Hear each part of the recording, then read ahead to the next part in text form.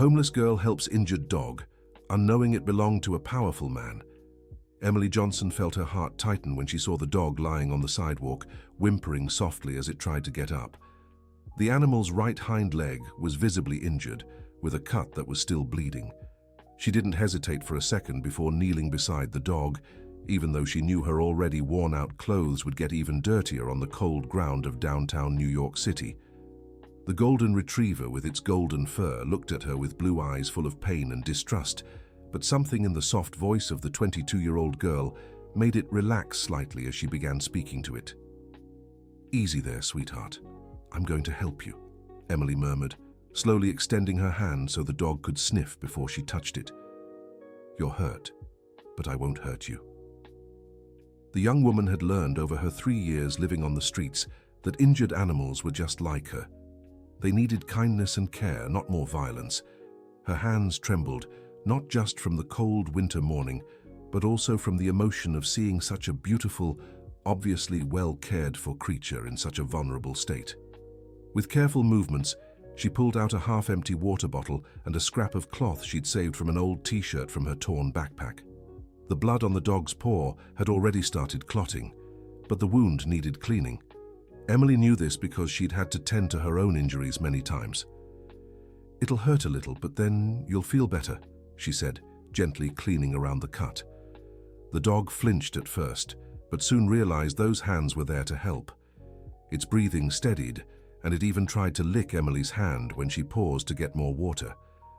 Across the street, Michael Thompson watched the scene through the tinted windows of his imported car. The 45-year-old businessman had stopped the vehicle as soon as he recognized his dog Buddy, who had run away that morning when the housekeeper left the gate open. But now, seeing a clearly destitute young woman handling his pedigree pet, his first instinct wasn't gratitude. Michael stepped out of the car with firm strides, his impeccably tailored Italian suit a stark contrast to the surroundings. His first thought was to protect Buddy from someone who might have caused the injury or was trying to steal a dog worth over $5,000. "What are you doing with that dog?" he asked, his voice full of authority and suspicion. Emily looked up, startled by the aggressive tone, but she didn't stop holding Buddy carefully. The dog was starting to calm down, and she didn't want to scare him again. "He's hurt, sir. I'm just cleaning his wound," she replied, her voice quiet but firm. "That's my dog," Michael stated, stepping closer. "How do I know you weren't the one who hurt him?" The accusation hit Emily like a punch to the gut. Over all the years she'd spent on the streets, she'd grown a thick skin to deal with people's prejudice and distrust, but something about this situation hurt her, especially deeply. Maybe it was because she was genuinely trying to help, or maybe it was the way Buddy had trusted her. "I would never hurt an animal," she said, her voice shaking slightly with indignation. "I found him like this, suffering. If he's your dog, then you should be taking better care of him." Michael felt his irritation rise. Who did this street girl think she was, lecturing him about pet care? Buddy was treated like a king in his Upper East Side mansion, with a private vet, imported food, and every luxury money could buy. "You know nothing about my life or how I take care of Buddy," he retorted, reaching out to take the dog. "Give him to me now." But Buddy did something that surprised them both. When Michael approached, the animal shrank closer to Emily, as if asking for protection.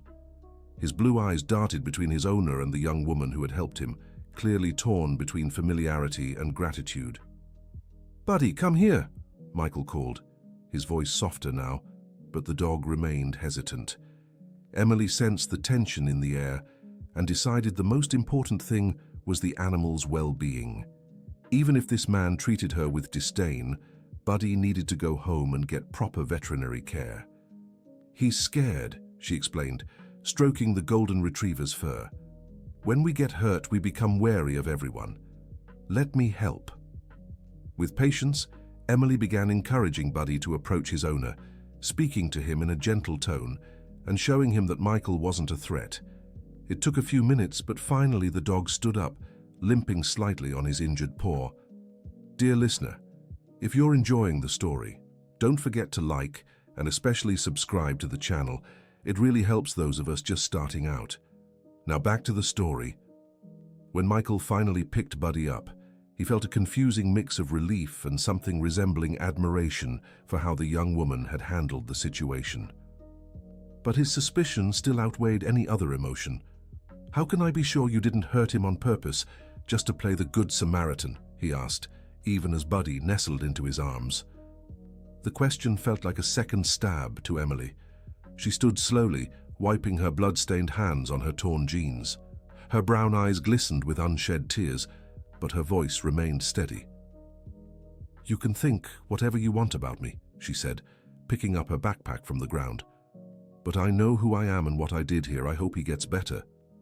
Emily started to walk away, but Michael felt compelled to say something more. Maybe it was the dignified way she had handled his accusations, or maybe it was the clear dedication she had shown in caring for Buddy. "Wait," he called. "What's your name?" "Emily," she replied, not fully turning back. "I'm Michael Thompson, and this is Buddy," he said, adjusting the dog in his arms. "Thank you for taking care of him, even though I was unfair." Emily gave a brief nod before continuing on her way. Michael stood on the sidewalk for several minutes, watching the young woman's slight figure disappear into the crowd on the busy street. Something about that encounter unsettled him, but he couldn't quite pinpoint what. When he arrived at the upscale veterinary clinic where Buddy always received care, Michael told Dr. Wilson about the incident. The vet, a middle-aged man with decades of experience, carefully examined the dog's paw. "Whoever cleaned this wound did an excellent job," Dr. Wilson remarked, applying local anesthesia before starting the stitches. "The cut was clean, free of debris, and the bleeding had been properly controlled. Buddy could have developed a serious infection if he hadn't been treated quickly." Michael felt slightly uncomfortable with the indirect praise for the young woman he had treated with so much distrust, but he quickly pushed those thoughts aside, focusing only on Buddy's well-being. In the days that followed, Michael tried to return to his normal routine. His construction companies were rapidly expanding across the greater New York metropolitan area, and he had important meetings nearly every day. But something about his encounter with Emily continued to nag at him. Buddy also seemed different. The dog, who was usually cheerful and playful, had become quieter and more pensive. Sometimes, Michael would catch him staring toward the front door, as if searching for someone. "What's wrong, boy?" Michael would ask, stroking the dog's head. "Are you missing that girl?" The thought bothered him more than it should. How could Buddy miss a stranger after just a few minutes? But Michael couldn't deny there was something special about the way Emily had cared for the animal. A week after the incident, Michael decided to go back to the spot where he had met Emily. He told himself it was just curiosity, a simple desire to check if the young woman was okay. After all, she had helped Buddy, and that deserved some proper acknowledgement. But Emily wasn't there. Michael passed by the same block several times but didn't see her. He asked a few local shopkeepers if they knew a young woman matching her description, but no one had any clear information. It was then that Michael began to realize how little he knew about the lives of the people living on the streets of his own city. Throughout his 45 years, he had built a business empire, but always within his sheltered world of air-conditioned offices and imported cars. Meanwhile, Emily was going through the hardest days since she had begun living on the streets. Buddy's injury had reopened painful memories from her own childhood, when she used to care for abandoned animals in the neighborhood where she grew up, before her life completely fell apart. She had been born into a humble but loving family in the South Bronx. Her mother, Carolyn, worked as a cleaner in 3 different homes to support her daughter alone. Emily had been a bright student, dreaming of studying veterinary medicine and spending her life caring for animals. But when Emily turned 19, her mother discovered a heart condition that required urgent surgery. Without health insurance and with no means to pay for private treatment, Carolyn was placed on a public healthcare waiting list that seemed endless. For months, Emily worked any job she could find, trying to save money for her mother's treatment. She cleaned houses, sold sweets on the street, scrubbed offices overnight. But the money was never enough, and Carolyn's condition only worsened. When her mother finally passed, Emily found herself completely alone in the world. With no family, no resources, and devastated by grief, she lost her job for missing too many days during mourning. Unable to pay rent for the small room they had lived in, she was evicted and ended up on the streets. Over the next 3 years, Emily had learned to survive with very little. She knew every temporary shelter in the city, where to find a free meal, and had built a network of friendships with others in similar situations. But she had never lost her compassion for abandoned animals. That was why meeting Buddy had affected her so deeply. Seeing that injured dog had reminded her of all the dreams she once had, of becoming a vet, of caring for animals in need. It also reminded her of the injustice of how people judged her just by her appearance. Michael hadn't been the first person to assume the worst about her without knowing her story, and he probably wouldn't be the last. 2 weeks after the incident, Michael was in his office on the 20th floor of a commercial building in downtown New York City when his assistant, Kevin, brought him some reports to sign. Among the documents was a social project his company was considering supporting. "It's a job training program for people experiencing homelessness," Kevin explained. "They teach basic construction skills and help with job placement." Michael flipped through the report absent-mindedly, but stopped when he saw photos of some program beneficiaries. Among them, he immediately recognized Emily's face. Dear listener, if you're enjoying the story, don't forget to like and especially subscribe to the channel. It really helps those of us just starting out. Now, back to the story. Michael's heart raced as he saw the photo of Emily smiling alongside other program participants.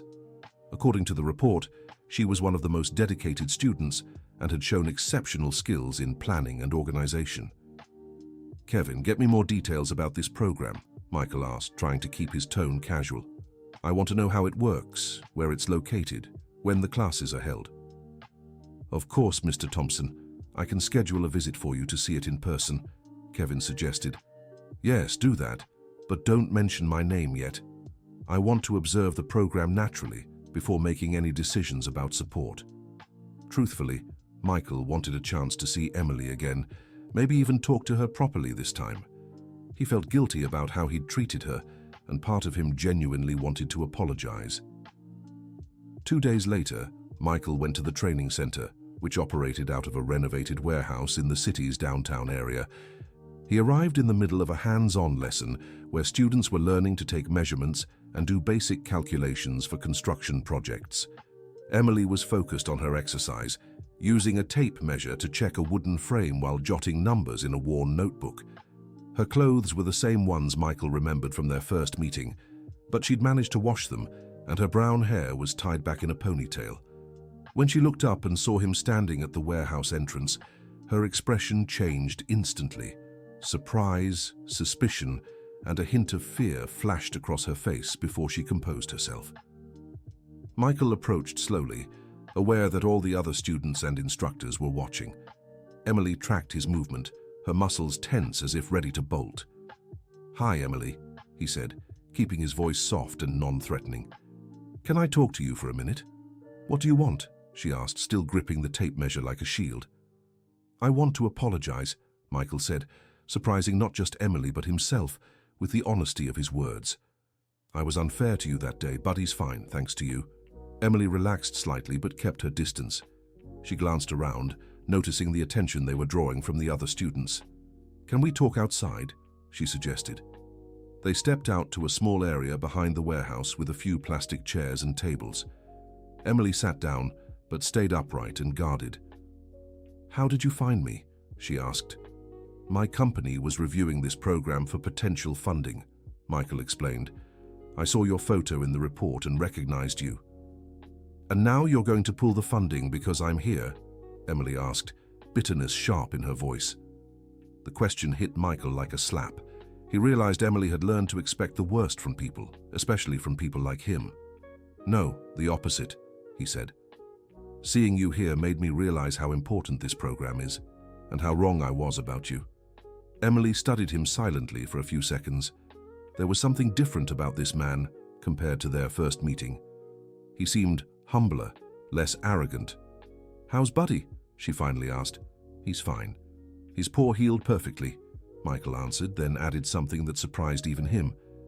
"But I think he misses you." "Animals have a good memory for those who treat them well," said Emily, a small smile appearing on her face for the first time. They talked for a few more minutes, with Michael asking questions about the training program and Emily answering politely but cautiously.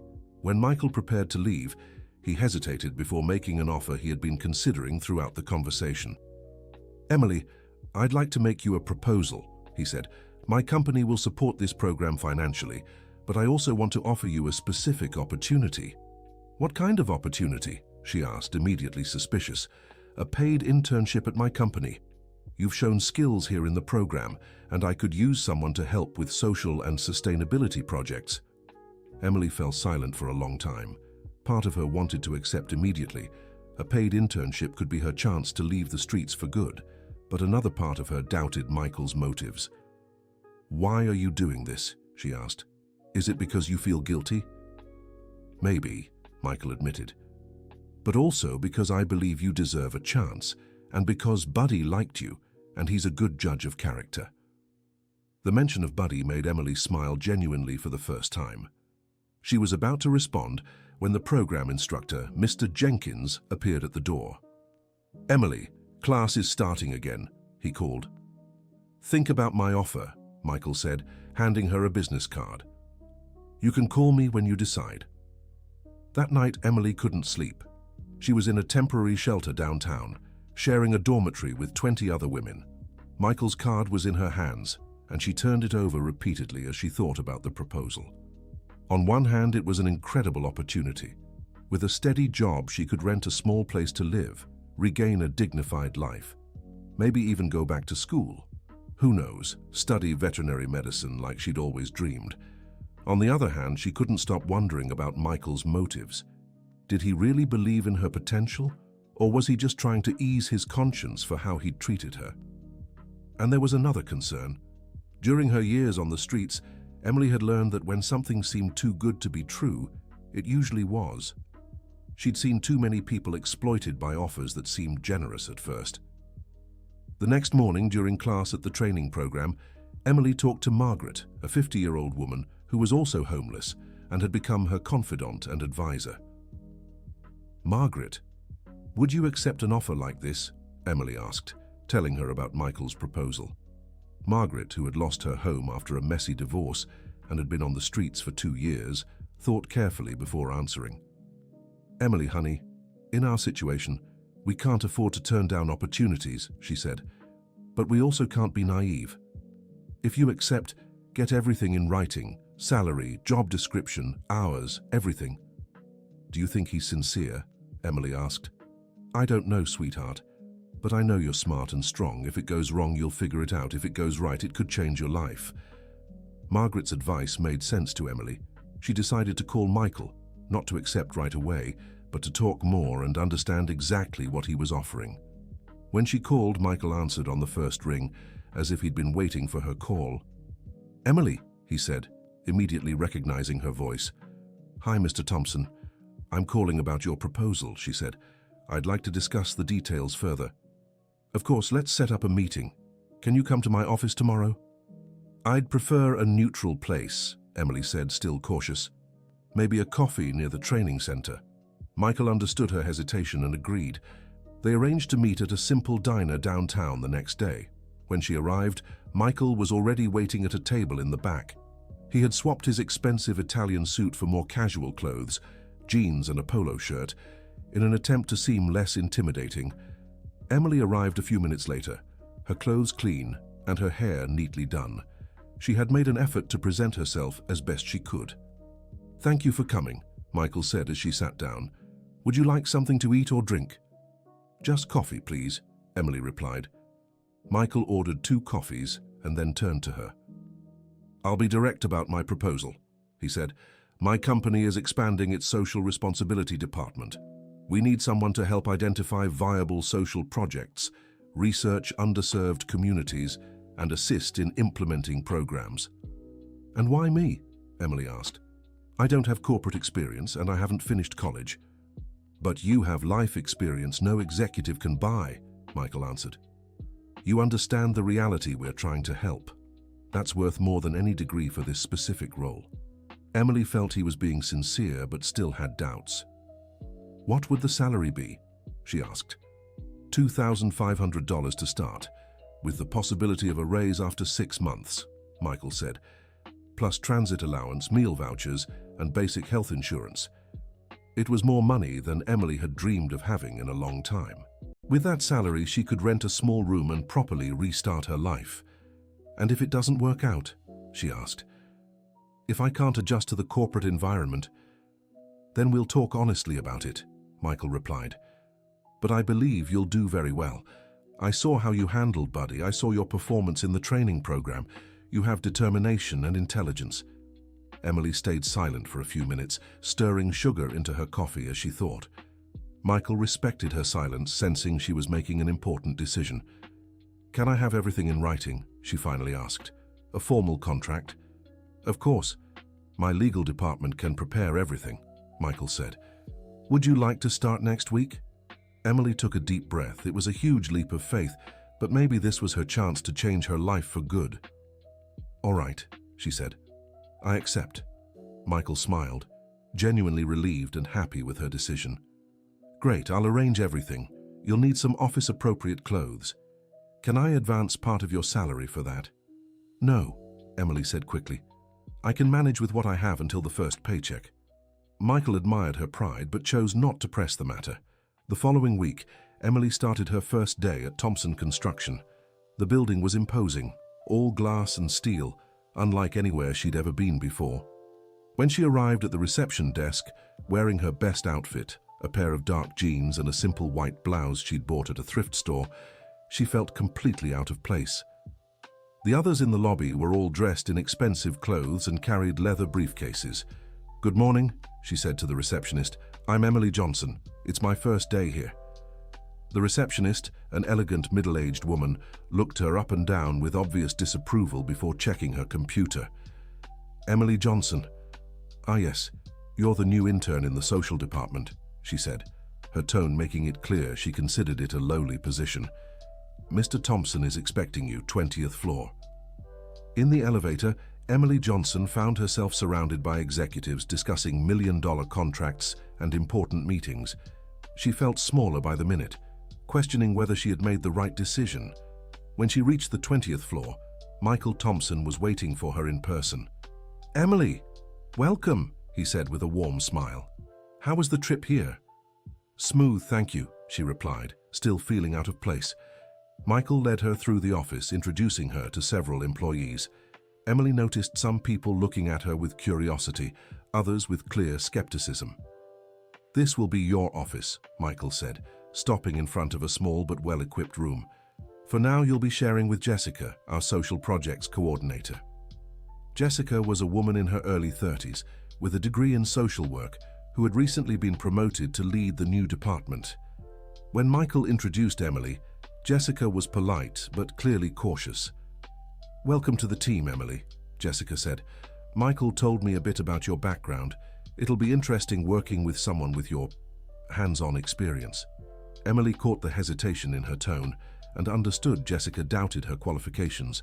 It was understandable after all. Jessica had studied for years to get where she was, while Emily had essentially been hired off the street. "I'm here to learn and help however I can," Emily replied diplomatically. In her first few days, Emily immersed herself in studying all the social projects the company supported. She read reports, analyzed spreadsheets, and tried to understand how the corporate world worked. But it was when Michael asked her to conduct a field evaluation of a project in an underserved community on the outskirts that Emily truly began to prove her worth. The project in question was a community daycare the company had financially supported, but according to reports, it wasn't meeting expected results. Michael wanted to understand why. When Emily visited the community, she immediately identified issues that hadn't appeared in the official reports. The daycare was well built and equipped, but the community didn't trust the administration, which was made up of outsiders who didn't understand the local reality. "The mothers aren't bringing their children because they don't know who's taking care of them," Emily explained to Michael after returning from the field. "And the director is enforcing rules that don't make sense for those families' lives." "How so?" Michael asked. "For example, she insists the children arrive at a very specific time in the morning, but many mothers work as cleaners and have irregular schedules. Instead of being flexible, she simply refuses the child if they're late." Michael was impressed by Emily's analysis. She had identified in one visit problems that months of official reports had missed. "What do you suggest?" he asked. "Bring in leaders from the community itself to help run it," Emily said, "and adapt the rules to fit the reality of the families the daycare is meant to serve." Emily's suggestion was implemented, and within weeks, attendance at the daycare increased significantly. Michael was impressed not just by the solution's effectiveness, but by the smart way Emily had analyzed the problem. Jessica, on the other hand, felt threatened by how quickly Emily was standing out. She had been responsible for monitoring that project for months without spotting the issues Emily uncovered in a single visit. Dear listener, if you're enjoying the story, don't forget to like and especially subscribe to the channel. It really helps us as we're just starting out. Now continuing, tensions in the office began to rise as Emily Johnson continued to succeed in her projects, while Jessica felt increasingly insecure about her own position. During a department meeting, Jessica decided to confront Emily indirectly. "Of course, it's easier to connect with underprivileged communities when you have personal experience," Jessica said, her tone seemingly casual but with a hint of malice. "But project management requires technical knowledge that only comes with proper education." The comment was made in front of Michael Thompson and other managers. Emily felt her face grow warm but kept her composure. "I agree that technical education is important," she replied calmly. "That's why I'm studying at night to finish high school, and I plan to get a degree in social work." Emily's response impressed Michael, who hadn't known she was studying in her free time, but it also alerted him to the tensions growing within his team. After the meeting, Michael called Emily for a private conversation. "How are you feeling here at the company?" he asked. "Mostly good," Emily answered honestly. "But I've noticed some people question my presence here." "Jessica?" Michael asked directly. "Among others," Emily said, "but I understand her position. I came out of nowhere and am taking up space she might feel should belong to someone with more formal qualifications." Michael admired the maturity in Emily's response. She had identified the issue without being defensive or accusatory. "You're doing excellent work," he said. "Don't let anyone convince you otherwise." But tensions in the office continued to rise. Jessica began creating subtle obstacles for Emily, withholding important information and publicly questioning her suggestions. It was during this difficult time that Emily received a call that would change everything. It was from the training center where she had studied. Margaret, her friend and mentor, had serious health issues and was hospitalized. Emily rushed to the hospital after work and found Margaret in poor condition. She had collapsed on the street and was taken to the emergency room, where they discovered she had uncontrolled diabetes and heart problems. "Emily, my dear," Margaret said weakly, but smiled when she saw her friend. "You look so beautiful and well. This job is doing you good." "Don't talk like that, Margaret." "You'll get better," Emily said, holding her friend's hand. But Margaret's condition was worse than it seemed. The doctors explained to Emily that Margaret would need constant care and expensive medication. With no family and no resources, she had no way to get proper treatment. Emily found herself torn between her new job and the need to care for the person who had been her greatest supporter during her hardest times on the streets. Over the next few days, she spent mornings at work and afternoons and evenings at the hospital with Margaret. The exhaustion began affecting her performance at the office, and Jessica didn't miss the chance to question her dedication. "Emily was late again today," Jessica remarked to Michael, "and she left early yesterday. Maybe she isn't ready for the responsibility of a formal job." Michael, however, decided to talk directly with Emily before drawing any conclusions. "Emily, I've noticed you've been more tense lately. Is everything all right?" he asked. Emily hesitated before answering. She didn't want her personal problems to affect her work, but she also needed help. "A very important friend of mine is in the hospital," she explained. "She has no family and I'm the only one who can take care of her. I'm trying to balance everything, but it's been hard." "Why didn't you tell me sooner?" Michael asked. "We can adjust your schedule temporarily. I don't want anyone to think I'm taking advantage of the situation," said Emily.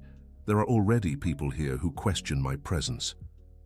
Michael felt uneasy, realizing Emily was so insecure in her job that she didn't feel comfortable asking for help when she needed it.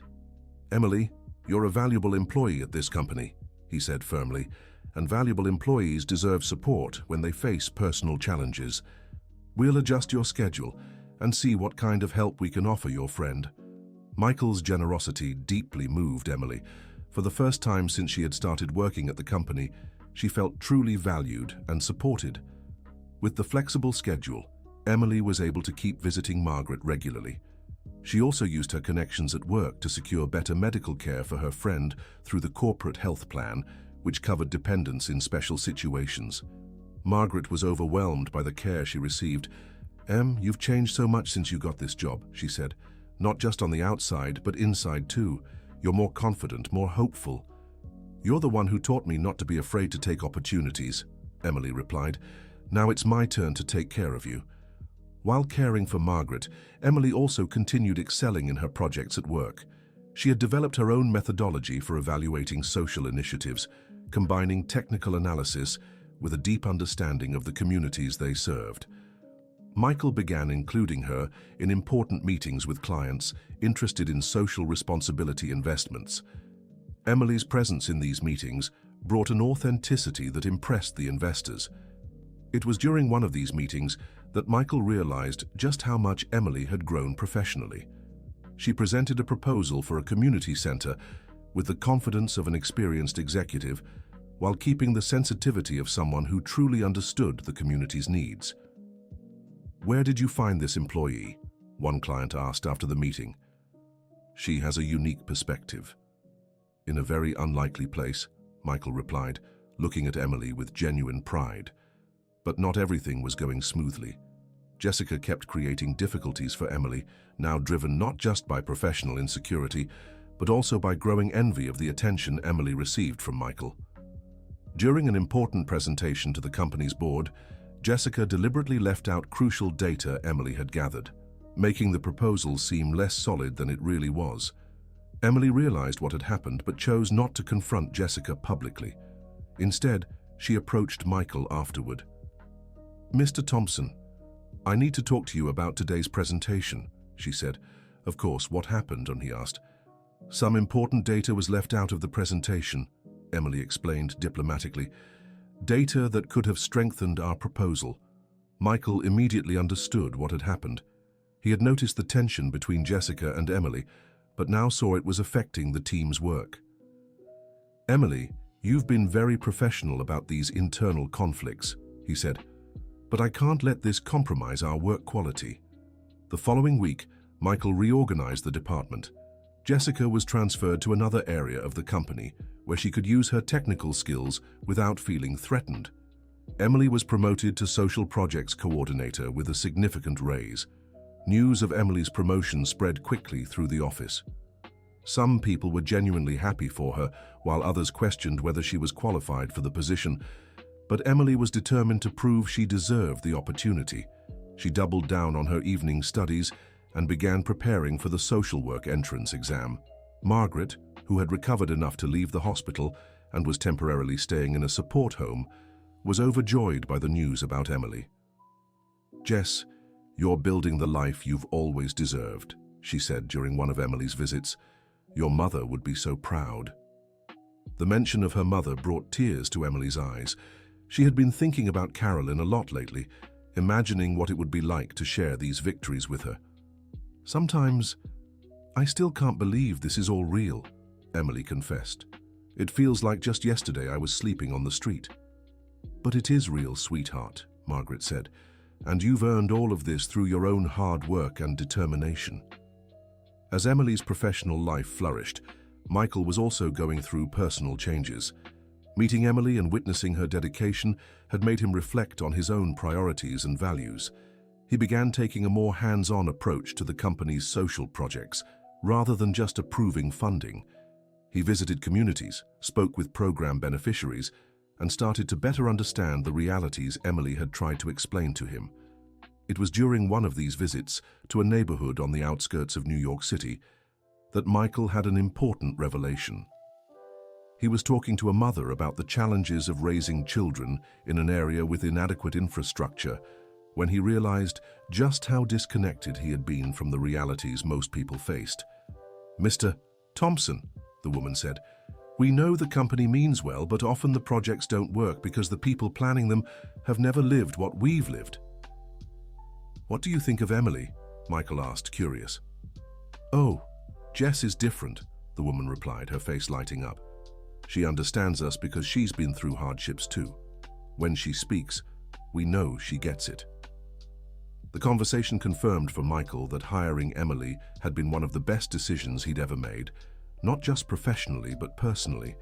A few months later, Emily was organizing an event to present the results of the company's social projects when she received an unexpected call. "Jess? It's Dr. Wilson, Buddy's vet," said the voice on the other end. "Dr. Wilson, how did you get my number?" Emily asked, surprised. "Michael gave it to me. I need to talk to you about something urgent. Can you come to the clinic?" Emily grew worried. Was Buddy sick again? She left work early and went straight to the veterinary clinic. When she arrived, Dr. Wilson was waiting with a serious expression. "Emily, I need to tell you something important about the day you found Buddy," he said. "What happened?" she asked, her heart racing. "Buddy wasn't hurt by accident," Dr. Wilson revealed. "Someone deliberately poisoned him with a substance that causes paw injuries. If you hadn't taken care of him that day, the consequences could have been much worse." Emily was shocked. Who would do such a thing to an innocent animal? "But who? Why?" she asked. "I don't know," Dr. Wilson admitted, "but I thought you should know. You truly saved his life that day." The revelation left Emily deeply unsettled. She immediately called Michael to tell him what she'd learned. "Are you sure about this?" Michael asked, clearly shaken. Dr. Wilson seemed very serious. He said the test showed clear signs of poisoning. Michael fell silent for a moment. Who would want to hurt Buddy? And why? "Emily, can you come to my house tonight?" he asked. "I think we need to talk about this in person, and Buddy will be happy to see you again." Emily accepted the invitation, still unsettled by the revelation about Buddy. When she arrived at Michael's mansion in the Upper East Side, she was struck by the size and elegance of the property. Buddy greeted her at the door with obvious excitement, jumping and wagging his tail as if he'd found a long-lost dear friend. The dog's reaction confirmed what Michael had said about him missing her. "Hi, handsome boy," Emily said, kneeling to pet Buddy. "How are you?" "He's been different since that day," Michael remarked, watching the interaction between Emily and Buddy. "More affectionate with me, but also more cautious around strangers." They sat on the house's patio, with Buddy lying at Emily's feet while Michael served coffee. "Emily, I need to tell you something," Michael said. "Over the last few months, I've received some anonymous threats because of the company's social projects." "What kind of threats?" Emily asked, concerned. "Messages saying I'm interfering where I shouldn't, and that I should mind my own business," Michael explained. "I didn't take it too seriously at the time, but now knowing Buddy was poisoned on purpose." "You think it's all connected?" Emily asked. "It's possible," Michael said. "Maybe someone wants to intimidate me through Buddy." The conversation was interrupted by the sound of the automatic gate opening. Michael wasn't expecting anyone and immediately grew alert. "Were you expecting someone?" Emily asked. "No," Michael replied, standing up. "I'll see who it is." Buddy also stood, but instead of running to greet the visitor as he usually did, he shrank against Emily, clearly frightened. "Easy, Buddy," Emily murmured, sensing the dog's fear. "What's wrong?" From the main gate appeared a man Emily recognized immediately. It was Richard Carter, a local businessman who had lost a major contract bid to Michael's company a few months earlier. "Michael, we need to talk," Richard said, completely ignoring Emily's presence. "Richard, what are you doing here?" Michael asked, clearly displeased with the unexpected visit. "I came to settle our business once and for all," Richard said, his tone threatening. Emily noticed Buddy trembling against her legs. The dog clearly recognized Richard and was afraid of him. "I think you should leave," Michael said firmly. "If you have something to discuss with me, you can talk to my lawyers." "It won't be that easy," Richard shot back. "You stole that city contract from me, and now you're even doing charity with my money." "Your money?" Michael asked, confused. Those social projects you're supporting are taking contracts that should have been mine, Richard explained, and I won't let you keep doing it. It was then that Emily understood everything. Richard had poisoned Buddy to intimidate Michael and make him stop the social projects, and Buddy had recognized his attacker. It was you, Emily said, slowly standing up. You poisoned Buddy. What are you talking about? Richard asked, but his expression confirmed Emily's suspicion. Buddy is scared of you, she said. He recognizes you. You're the one who hurt him that day. Michael looked at Buddy, who was clearly terrified in Richard's presence, and realized Emily was right. Richard, you hurt my dog, Michael asked, his voice dangerously low. You can't prove anything, Richard said, though he was clearly nervous. And even if I did, it was just a warning. Stop these social projects or things could get worse. The threat confirmed all their suspicions. Michael felt a surge of intense anger, but Emily placed her hand on his arm, trying to calm him down. Let's call the police, she whispered. It won't do any good to call anyone, Richard said. You can't prove anything, and I have influential friends. Maybe we can't prove what you did to Buddy, Michael replied, but I can guarantee you'll never land another public contract in this city. You don't have that kind of power, Richard shot back. I have more influence than you think, Michael said calmly, and I'll use all of it to make sure everyone knows exactly the kind of person you are. Richard realized he had underestimated Michael and that his intimidation tactics had completely failed. He stormed off the property, making more threats, but it was clear he was afraid of the consequences of his actions. After Richard left, Michael and Emily stood in silence for a few minutes, processing what had just happened. I'm sorry I dragged you into this, Michael finally said. It wasn't your fault, Emily replied, but now I understand why Buddy took such a liking to me that day. He was traumatized and needed someone to trust. Buddy, who had calmed down after Richard left, nuzzled Emily as if thanking her for protecting him again. Emily, Michael said, I want you to know that no matter what happens with Richard or his threats, I won't stop the social programs. In fact, I'm going to expand them. Why? She asked. Because meeting you showed me these programs are the most important thing my company does, he said sincerely. They changed your life. They changed Margaret's life. They changed hundreds of others. That's worth any risk. Emily was deeply moved by his words. In that moment, she realized he had become much more than just her boss. In the weeks that followed, Michael kept his promise to use his influence against Richard. He spoke with other business owners, shared details about the threats and Buddy's poisoning, and gradually, Richard found himself isolated in the local business community. Richard attempted some minor retaliations, but soon realized he had underestimated both Michael and Emily. Every move he made was met with organized, well-founded resistance. Meanwhile, Emily continued excelling in her work. She had built a reputation in the city as a social programs specialist, and other companies began approaching Thompson Construction specifically to work with her. During this time, Emily was also intensely preparing for her social work college entrance exams. She studied every night after work, determined to earn the formal education that would complement her hands-on experience.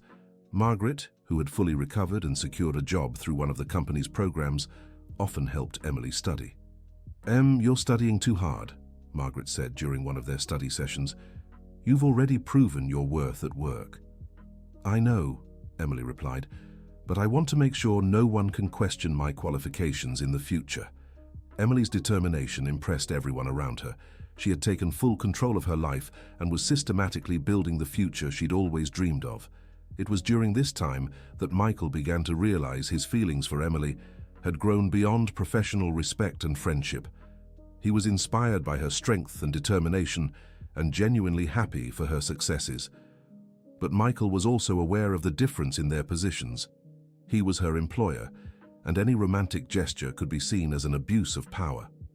He decided to keep his feelings to himself, at least until Emily was in a more independent position. The day of the college entrance exam arrived, and Emily was nervous but prepared. Michael offered to take her to the testing site, but she preferred to go alone. "It's something I need to do for myself," she explained. "I understand," said Michael, "but know that no matter the result, you've already proven you're capable of anything." The exam was challenging, but Emily felt confident about her performance. When she stepped out of the testing site, she found a surprise waiting for her. Margaret, Michael, and even Buddy were there to celebrate. "How did you know I'd finished?" she asked, moved. "We calculated the test time," Margaret said with a smile, "and we wanted to show you how proud we are no matter the result." The show of support touched Emily deeply. She had spent so much of her life feeling alone that having people who truly cared for her still surprised her. A few weeks later, the exam results were announced. Emily had passed with an excellent score, qualifying for a partial scholarship. When Michael heard the news, he immediately offered for the company to supplement the scholarship, covering all her college costs. "I can't accept," Emily said. "You've already done so much for me." "Emily, you've transformed our company," Michael replied. "The social projects we've developed together are recognized across the city. Investing in your education is investing in the company's future." After much discussion, Emily accepted the help, but insisted it be treated as a loan she would repay over the years. Her first day of college was emotional for Emily. She was fulfilling a dream she had nearly given up on. During student introductions, when she briefly shared her story, the class gave her a spontaneous ovation. In the following months, Emily managed to balance work and studies with an ease that impressed everyone. Her practical experiences perfectly complemented what she was learning in theory, making her one of the top students in her class. Michael watched Emily's growth with genuine pride, but also with growing longing. As she became more independent and confident, he found himself more in love with her, yet more aware that he needed to respect her space to grow. It was during a conference on corporate social responsibility that Emily was invited to speak about her experience. Michael sat in the audience, watching proudly as she presented a case study on the company's projects. "The key to effective social projects," Emily said during her presentation, "is understanding that we're not doing charity. We're investing in sustainable solutions that benefit all of society." After the talk, several companies approached Emily, interested in hiring her as a consultant. It was clear she was building her own reputation in the field. When Michael saw her being courted by potential employers, he felt a twinge of jealousy, but also pride. Emily had become a respected professional on her own merit. "Lots of interesting offers?" he asked when they finally got a chance to talk. "A few," Emily admitted, "but I'm not thinking about changing jobs now. I still have so much to learn at your company." Michael felt relieved, but also realized he couldn't count on Emily staying forever. She was growing professionally and would eventually want to explore other opportunities. It was around this time that an unexpected event changed the dynamic between them. During a visit to a project in an underprivileged community, Emily and Michael found themselves trapped in a sudden flood that cut off the area. They had to spend the night in a community shelter alongside dozens of families who had temporarily lost their homes in the flood. It was an experience that brought them together in a unique way. "I've never been through anything like this," admitted Michael, watching Emily help the families organize themselves in the shelter. "It's scary at first," said Emily, "but you learn that people are stronger and more generous than you'd think in tough situations." That night, as they slept on makeshift mattresses on the shelter floor, Michael noticed how Emily naturally became an informal leader, organizing care for the children and comforting the elderly. "How do you do that?" he asked quietly. "Do what?" whispered Emily. "Connect with people so easily, even in hard times. When you've been through struggles yourself, you understand that everyone needs a little hope," she replied, "and sometimes you're the only one who can give it to them." Their conversation was interrupted by the cries of a small child who had a fever. Emily immediately got up to help the mother, and Michael followed. Together, they took care of the child through the night, taking turns applying cold compresses and comforting the family. By dawn, when the waters had receded enough for them to leave, Michael felt different. He had seen Emily in a completely new light and fallen even more deeply in love with her strength and compassion. During the ride back to the city, there was a heavy emotional silence between them. Michael wanted to say something about what he had felt the night before, but he couldn't find the right words. "Emily," he finally said, "last night made me realize just how extraordinary you are. "I didn't do anything special," she replied, though she was blushing slightly. "Yes, you did. You took care of a family of strangers as if they were your own relatives. That's not something everyone does." "It's normal for me," Emily said. "It's just how I learned to live." Michael realized he was treading into dangerous emotional territory and decided to change the subject. But the moment had created an intimacy between them that would be hard to ignore. In the weeks that followed, there was a new tension between Michael and Emily. Nothing was said outright, but both sensed that something had shifted in their dynamic. Emily began to realize she had feelings for Michael that went beyond professional respect, but she was also aware of the complications this could bring. He was her boss, her mentor, and she didn't want anything to jeopardize the career she had worked so hard to build. It was Margaret who first noticed the change in Emily's behavior. "Em, you're different," she observed during one of their meetups. "More distracted, more thoughtful." "I'm fine," Emily replied, though not very convincingly. "Is it because of Michael, isn't it?" Margaret asked directly. Emily was silent for a moment before admitting, "I think I'm falling for him, Margaret, and it scares me." "Why does it scare you?" "Because he's my boss, because I owe everything I have today to him. How can I be sure my feelings are real and not just gratitude?" "Em, sweetheart," Margaret said gently, "you're a smart, independent woman. You can trust your own feelings." "But what if I'm wrong? What if this ruins everything I've worked for?" "What if you're right?" Margaret countered. "What if this is your chance to be truly happy?" The conversation with Margaret didn't resolve Emily's doubts, but it helped her understand she needed to be honest with herself about what she was feeling. Meanwhile, Michael was dealing with similar conflicts. He had consulted with Dr. Wilson. Wilson, who had become a friend over the years of caring for Buddy. "Michael, you're in love with her," Dr. Wilson said bluntly during one of Buddy's routine checkups. "Is it that obvious?" Michael asked. "To anyone who knows you well, yes," Dr. Wilson replied. "The question is, what are you going to do about it?" "I don't know if it's ethical," Michael admitted. "She works for me."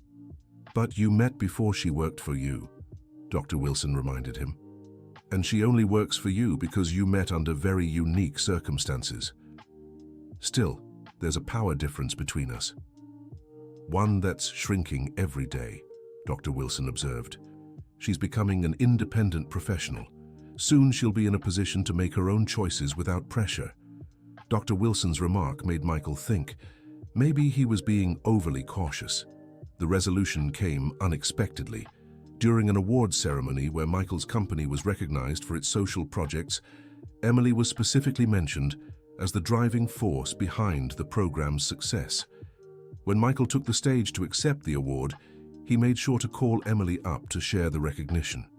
"This award isn't mine," he said into the microphone. "It belongs to Emily Johnson, who turned our vision of social responsibility into reality. She taught me that the real experts on social issues are those who've lived through them." The applause was thunderous. Emily was moved not just by the public recognition, but by Michael's generosity in sharing an award that was technically his. After the event, they went out to dinner to celebrate. It was during that dinner that they finally addressed the feelings that had been growing between them. "Emily," Michael said, "I need to tell you something I've been feeling for months." "What is it?" she asked, though she already suspected. "I'm in love with you," he said simply. "And I know this complicates things between us, but I can't pretend I don't feel this way anymore." Emily stayed silent for a moment, processing his words. "I feel something for you too," she finally admitted, "but I'm afraid this will change everything. I've worked so hard for my independence." "And you've earned it," Michael said. "You're not the vulnerable young woman I met on the street anymore. You're a respected professional, a strong and independent woman. Any relationship between us would be between equals. But I still work for you." "It doesn't have to stay that way," Michael replied. "You're almost done with school and you've already made a name for yourself. If you want, you could start your own consulting firm. I'd be your first client." The suggestion surprised Emily. The idea of having her own business had never really occurred to her, but now it seemed not just possible, but inevitable. "You really think I could succeed on my own?" she asked. "I'm absolutely certain," Michael answered. "In fact, I think you've been ready for a while now. I was just waiting for you to see it." The conversation lasted all night. They talked not just about their feelings for each other, but also about their future career plans and how they could build a partnership both personally and professionally. By the time the night ended, they decided to give their relationship a chance, carefully and respectfully.